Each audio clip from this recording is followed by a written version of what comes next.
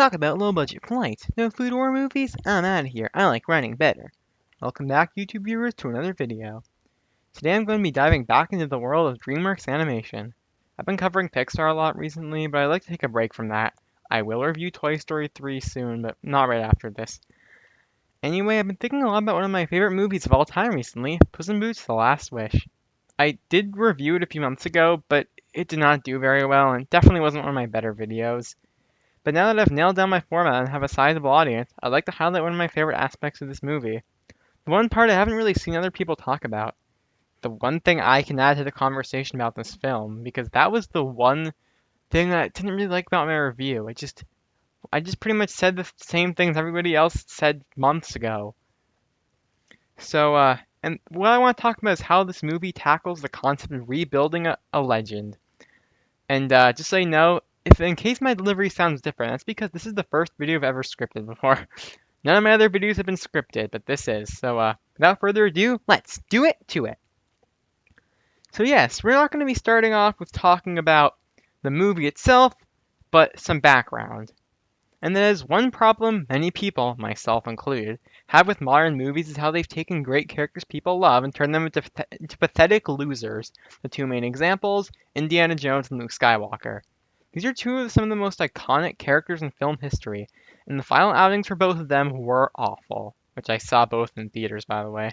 Luke Skywalker lost all of his character development and became a hermit and a jerk, so he can die and get replaced by a character that is despised. Isn't that just dandy?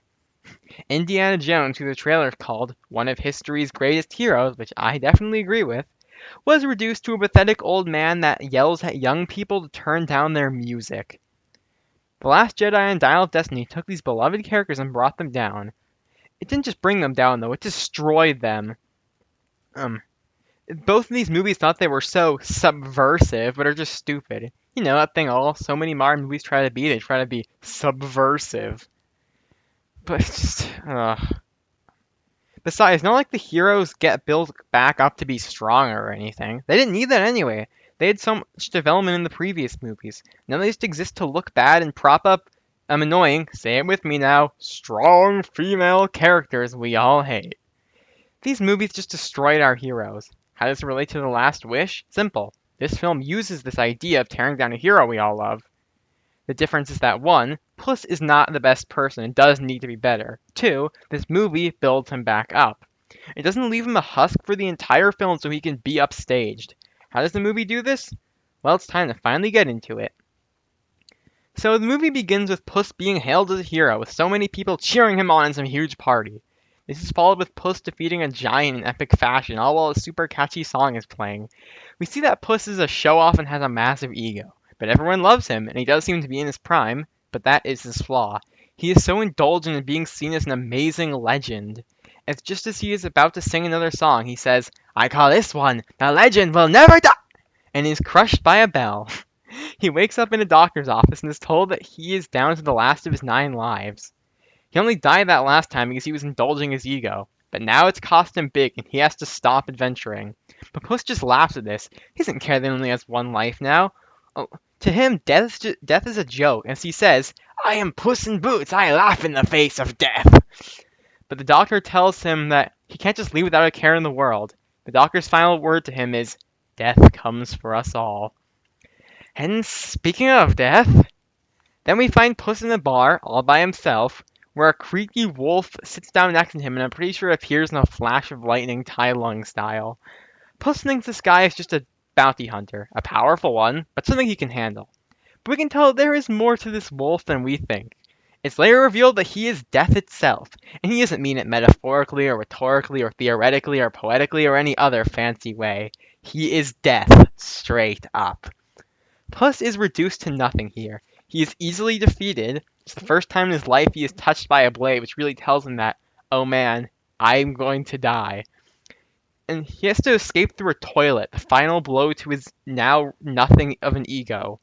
But since this movie isn't lowbrow, there's no joke about, oh, he escaped through a toilet, isn't that hilarious? No, this whole sequence is portrayed properly. Puss is terrified and runs away, losing his sword in the process.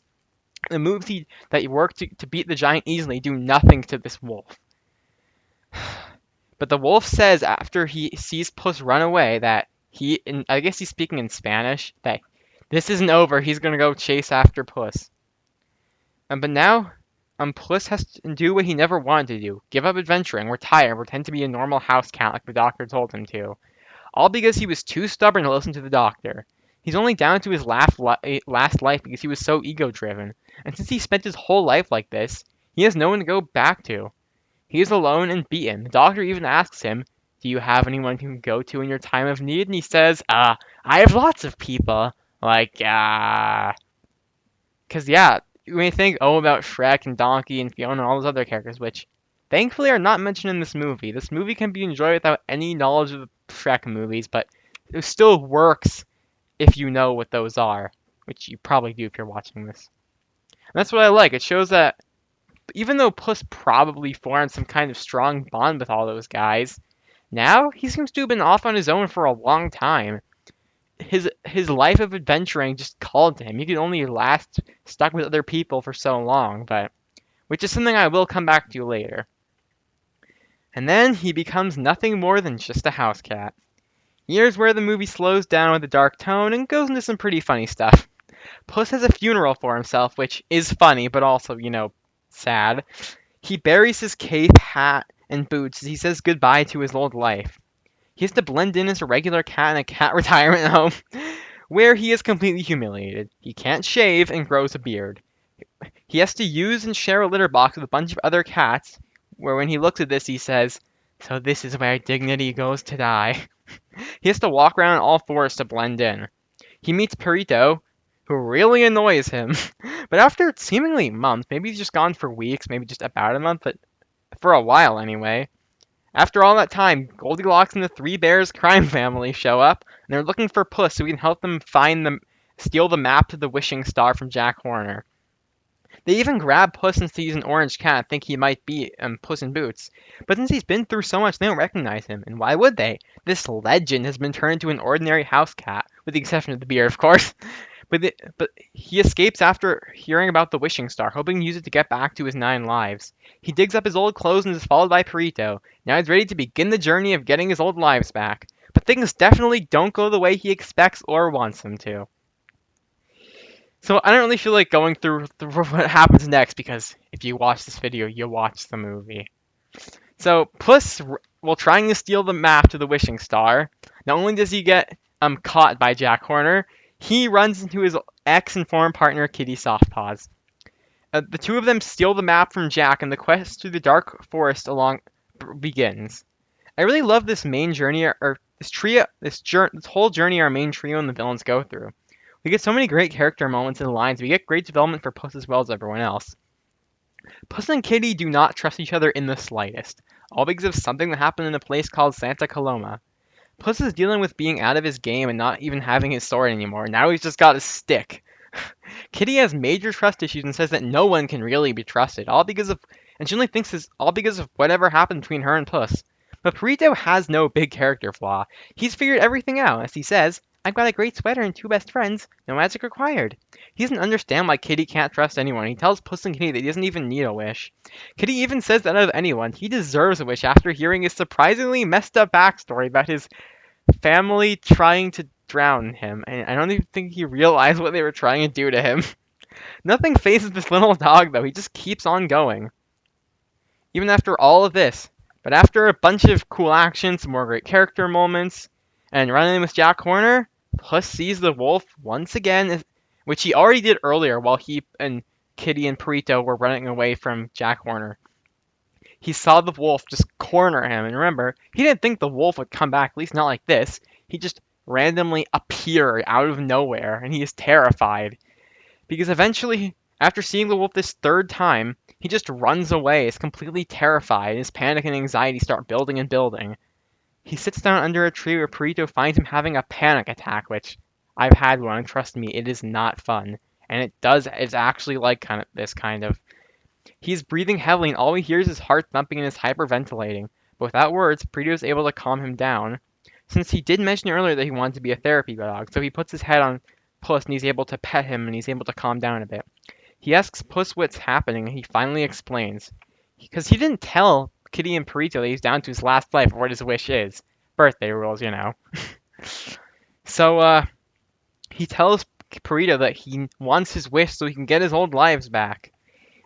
Only then can he become a legend once more.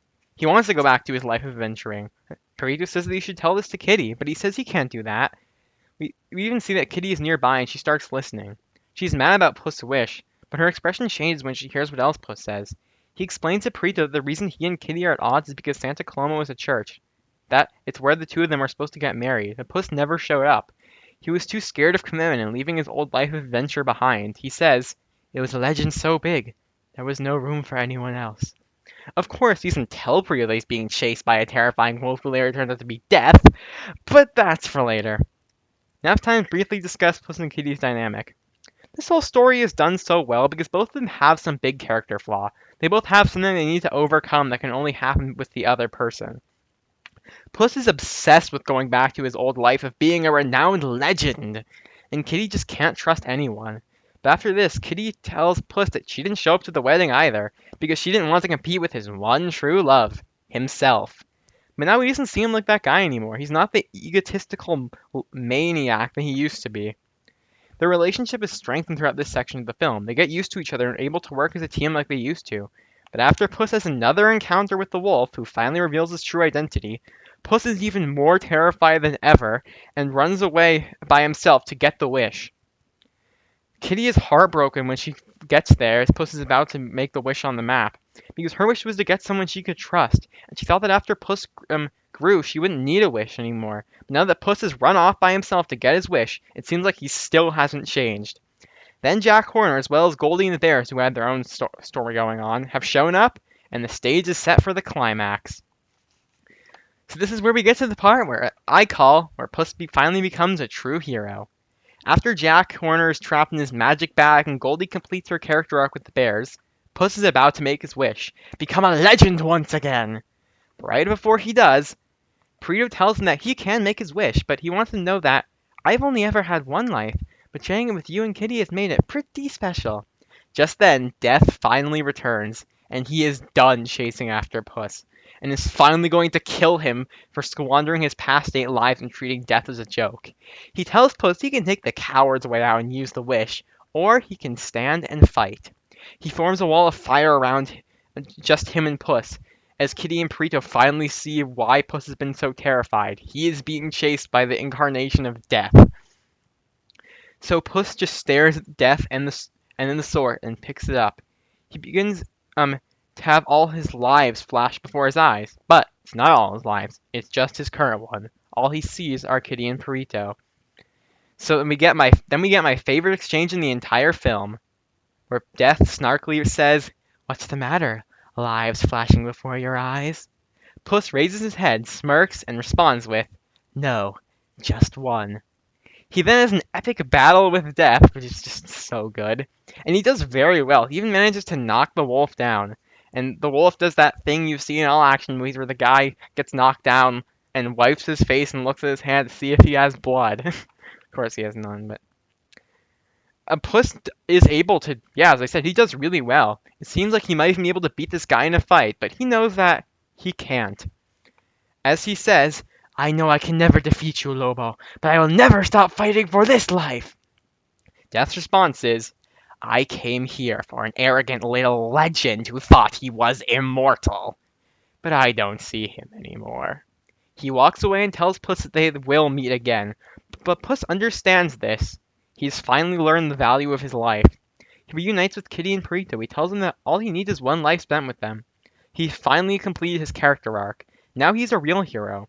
He may have saved people many times before, but not because he wanted to do the right thing. He just wanted to look good and live up to the incredibly high standard he set for himself.